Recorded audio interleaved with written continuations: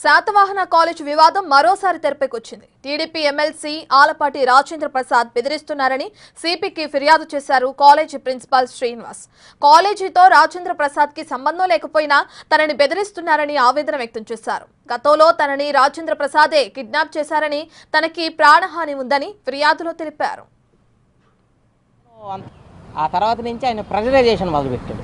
Different యాటిట్యూడ్స్లో ఏదో రకంగా నువ్వు నా దగ్గరికి రా, కాంప్రమైజ్ అవుదాం, ఇది చేద్దాం.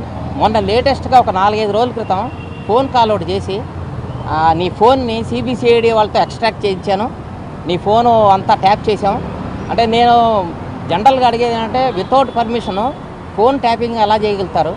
రెండోది అంటే నేను మిమ్మల్ని కానీ మీ ఫాదర్ని కానీ వాళ్ళు ఏం చేయను, అంతకుముందు అందరం చంపేస్తానన్నాడు డైరెక్ట్గా పిలిచి.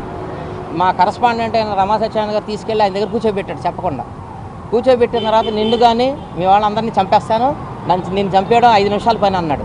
అన్న తర్వాత మళ్ళీ ఏం చేశాడంటే, మొన్న ఒక 4 రోజుల క్రితం కాల్ రికార్డింగ్ ఉంది నా దగ్గర, ఇప్పుడు వినిపిస్తాను.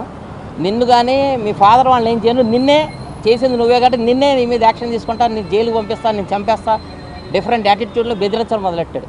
నేను ఇప్పుడు కమిషనర్ గారి దగ్గరికి వచ్చింది అంటే, ఆయన మీద కంప్లైంట్ ఇచ్చి ఎఫ్ఐఆర్ రిజిస్టర్ చేయండి, మొన్న చేయలేదు ఇప్పుడు చేసి పెట్టండి, మీరు మమ్మల్ని రక్షించారు కాబట్టి ఇప్పుడు కూడా మమ్మల్ని రక్షించడనే కాన్సెప్ట్తో ఆయన దగ్గర